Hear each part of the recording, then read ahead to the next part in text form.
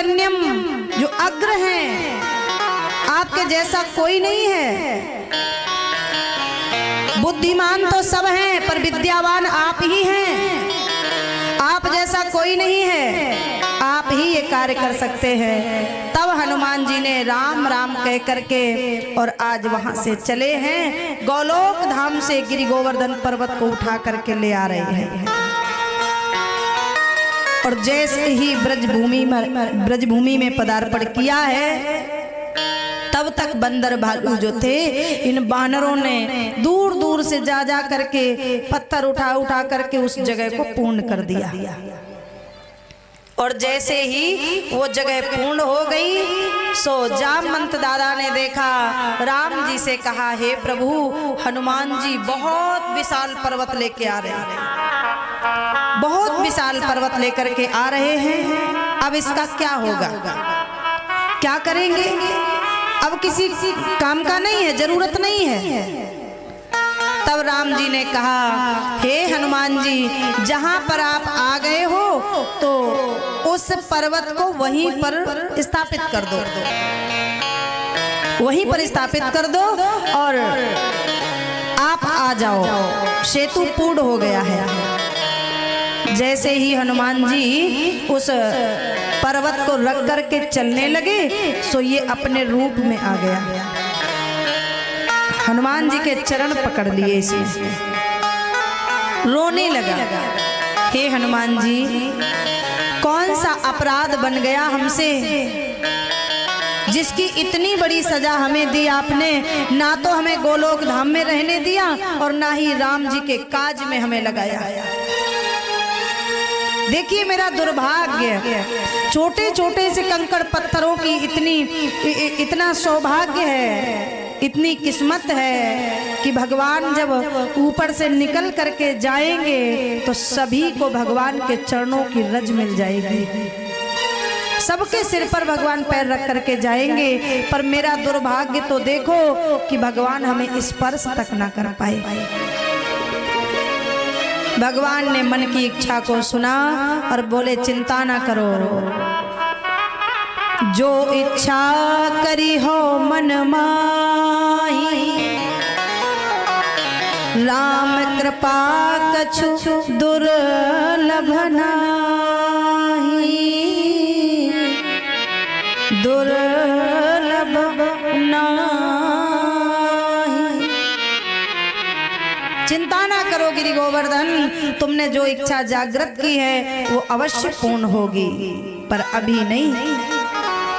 तुमने क्या कहा कि सारे पर्वतों के, सारे पत्थरों के ऊपर से भगवान जाएंगे तो चरणों की रज मिलेगी, पर मेरे भगवान ने मुझे स्पर्श तक ना किया, चरणों की रज कौन कहे। तो सुन गिरि गोवर्धन, तू मेरे लिए वहां से आया था, पर अब आवश्यकता नहीं थी, इसलिए तुझे वहां रोक दिया। तो सुन, तू दुखी मत हो, द्वापर में जब मैं लीला पुरुषोत्तम श्री कृष्ण बन करके आऊंगा, तब 11 वर्ष तेरे ऊपर गौचारण लीला करूंगा। तू कहता है चरणों की रज, 11 साल तुझे मैं मौका दूंगा, वो अवसर दूंगा, 11 वर्ष में तेरे ऊपर गौ बछड़े चराऊंगा, जितनी चरणों की रज लेनी हो ले लेना। अब ये बोला, हे भगवान, जब देखा कि पूजा होने लगी सेतु की, तो रो करके बोला, देखो हो तो रही है सेतु की पूजा, पर छोटे छोटे पत्थरों का भी सौभाग्य देखिए कि आज सबकी पूजा हो गई, और वो भी भगवान के हाथों। पर मेरा दुर्भाग्य देखो, ना गोलोक धाम का रहा और ना ही मेरी भगवान ने आज मैं भगवान के हाथों ना पूजा ले पाया। भगवान ने कहा, अरे पागल, तू इतनी सी बात के लिए दुखी हो रहा है? मैं ये पूजा जरूर कर रहा हूँ, पर प्रसन्न मन से नहीं, क्योंकि मेरी जानकी, मेरी भार्या रावण के पास में है। मैं पूजा जरूर कर रहा हूँ, पर प्रसन्न मन से नहीं, दुखी हूँ। पर तू चिंता ना कर, यदि तूने ये इच्छा जागृत की है तो द्वापर में तेरी इच्छा अवश्य पूर्ण करूंगा। अभी तो मैं छोटी पूजा कर रहा हूँ, पर जब मैं द्वापर में लीला पुरुषोत्तम यदुवंश श्रोमणी श्री कृष्ण बनकर के आऊंगा, तब मैं तेरी 56 भोग से पूजा कराऊंगा। तू इंतजार कर, मैं अवश्य आऊंगा। सुखदेव जी ने कहा राजन, आज भगवान को वही समय याद आया और कहने लगे सारे ब्रजवासी आज के दिन इंद्र का भोग लगाते हैं। यदि आज मैं चूक गया तो फिर चूक जाऊंगा। यदि मैंने बाद में कहा कि चलो गोवर्धन की पूजा करो तो ऐसा भी हो सकता है 2-4 जाएंगे, 2-4 नहीं भी पहुंच पाएंगे। पर आज अवसर अच्छा है, आज सबको लेकर के जाना चाहिए। सो आज भगवान कृष्ण ने सभी को समझाया और कहा ये इंद्र कोई भगवान नहीं है, बेढंगी दुनिया भूल भुलैया में भुलानी। यदि कोई एक ईंट रख कर के वहां सिंदूर चढ़ा के आ जाए और ये कह दे कि यहाँ दूध चढ़ाने से मन की इच्छा पूर्ण होती है, तो बाबा ये बेढंगी दुनिया ये दिमाग न लगाएगी कि क्या यहाँ ईंट में सिंदूर लगाने से भगवान प्रकट हो जाएगा। पर एक ने यदि दूध चढ़ा दिया तो सब वहीं चढ़ाने जाएंगे कि हमारी मन की इच्छा पूर्ण हो जाए। बाबा ये बेढंगी दुनिया है, मेरी मानो तो गिरि गोवर्धन पर्वत की पूजा करो। सबको रंग लिया अपने रंग में और आज 56 भोग से गोवर्धन की पूजा कराई और कहा याद कर मैंने त्रेता में जो तुझे वचन दिया था आज पूर्ण हुआ कि नहीं। गिरि गोवर्धन पर्वत बड़ा प्रसन्न हुआ, अपने स्वरूप को आज धारण करके खड़ा हो गया सन्मुख। सारे ब्रजवासी नृत्य करने लगे, जय जयकार करने लगे। बड़े ही विधि विधान से आज भगवान ने पूजन कराया। पूजन जैसे ही संपन्न हुआ सब लौट करके आए अपने अपने घरों में। उसी समय में देव ऋषि नारद ने उठाया वीणा और नारायण नारायण नारायण पहुंच गए इंद्र के पास। और जैसे ही इंद्र के पास पहुंचे सो इंद्र से कह दिया ये बताओ आज के दिन तुम्हारी पूजा होती थी? हाँ, पर अब नहीं हुई। क्यों नहीं हुई? तो बोले उन जो नंद बाबा के 2 छोरा है का कृष्ण और बलराम, उन्होंने तुम्हारी पूजा न करा करके उस गिरि गोवर्धन की पूजा करा दी। आया क्रोध इंद्र को। नारद ने क्यों ऐसा किया? क्योंकि नारद को अभी इतने में तसल्ली नहीं हुई है, इतने में वो खुशी नहीं हुए कि इंद्र की पूजा नहीं हुई। नारद बोले जब तक ये नाक नहीं रगड़ेगा भगवान के चरणों में तब तक हमें आनंद ही कैसे आवे।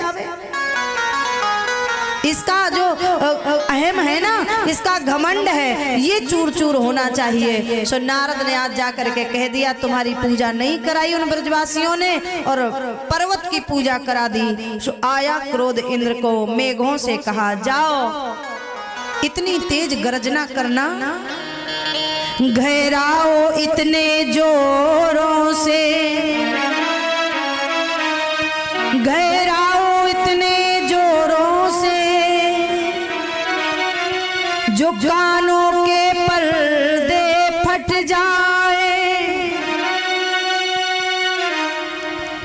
अरे बादलों को बुलाया और कहा चले जाओ, घेराओ इतने जोरों से कानों के पर्दे फट जाए और घुमड़ाओ इतनी ताकत से जो पृथ्वी के परत पलट जाए। इतनी तेज मूसलाधार बारिश करना कि सारा ब्रजमंडल डूब जाए, त्राही त्राही मच जाए, कर दो विनाश जा करके। इन ब्रजवासियों ने मेरा अपमान किया है, इन यदुवंशियों ने मेरा अपमान किया है, तो जाओ जा करके इतनी तेज बादलों से कहा गर्जना करना कि कानों के पर्दे फट जाए। काले काले बादल आ गए, बिजली चमकने लगी, बादल गरजने लगे, एकदम मूसलाधार बारिश प्रारंभ हो गई।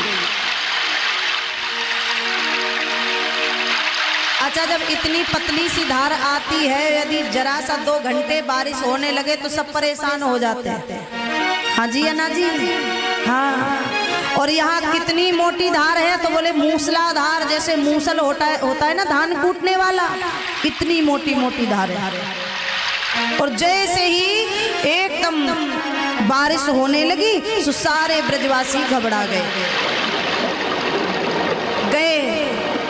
नंद बाबा यशोदा के पास और बोले अब बताओ हम क्या करें।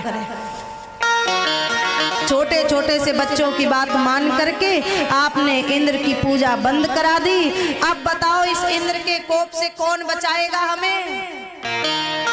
ये गौ बछड़े मर जाएंगे, बह जाएंगे, ये ब्रजभूमि ये सब तहस नहस हो जाएगी, हम कहाँ जाएं? नंद बाबा के दरवाजे सब ब्रजवासी रोने लगे आकर के, बचाओ हमें, बचाओ।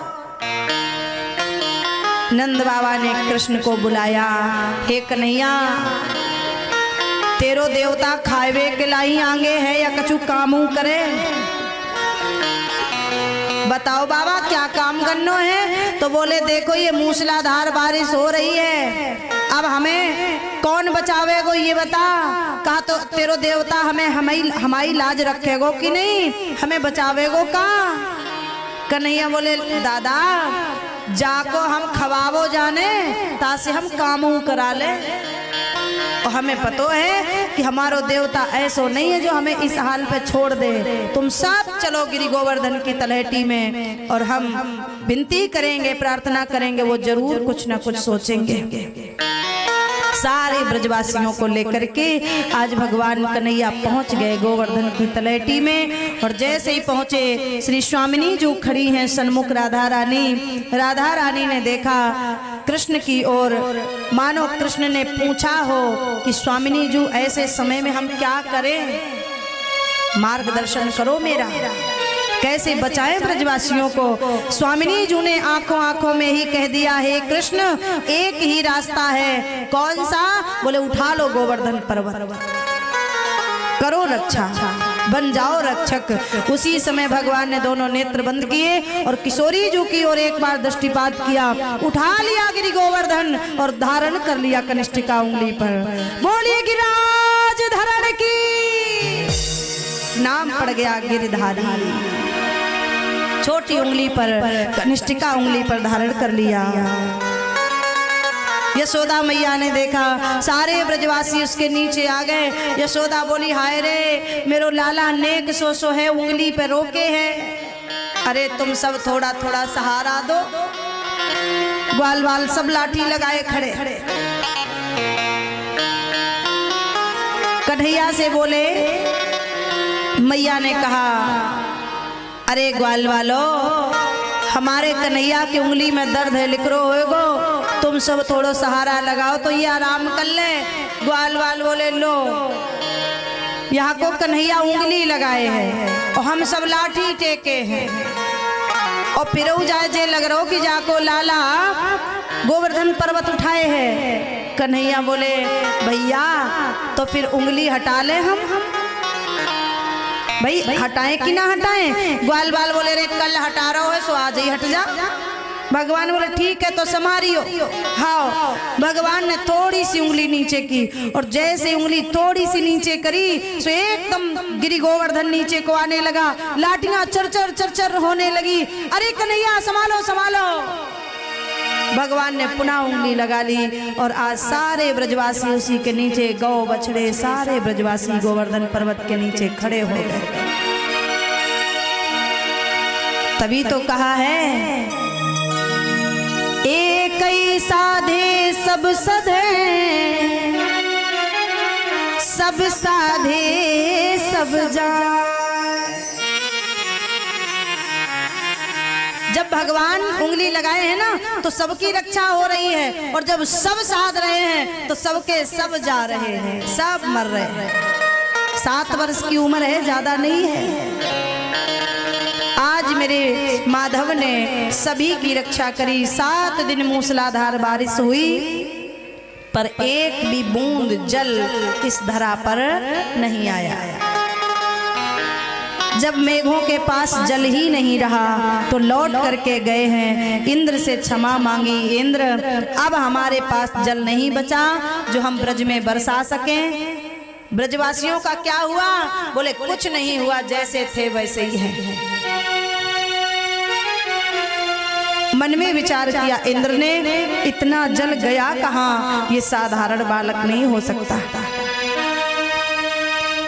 परीक्षित ने प्रश्न किया, है गुरुजी, हे सुखदेव भगवान, 7 दिन मूसलाधार बारिश हुई पर एक भी बूंद जल पृथ्वी पर नहीं आया। इसका कारण क्या है? ये जल कहाँ गया? कहाँ गया? तो बोले गिरि इतना ज्यादा गर्म हुआ, बूंद भी नहीं ठहराती है, हर धार भाप बन जाती है, जो आते आते उड़ जाती है। इतना पर्वत गर्म हो गया कि जैसे ही धार आती है तो वो भाप बन के चली जाती है, पर ब्रज में कुछ भी ना हुआ। परीक्षित जी ने कहा गुरुदेव हमें शंका हो रही है।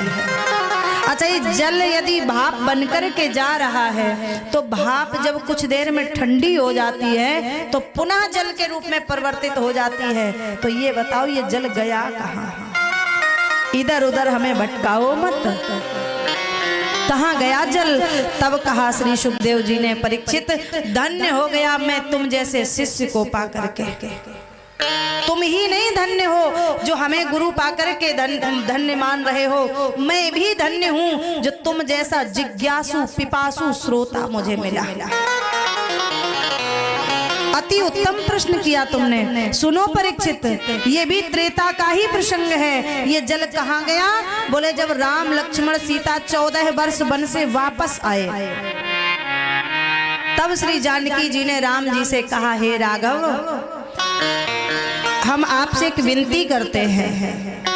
आपने जंगल में इन 14 वर्षों में न जाने कितने राक्षसों को मारा, न जाने कितने हिरणों को मारा, बहुत बद किए आपने।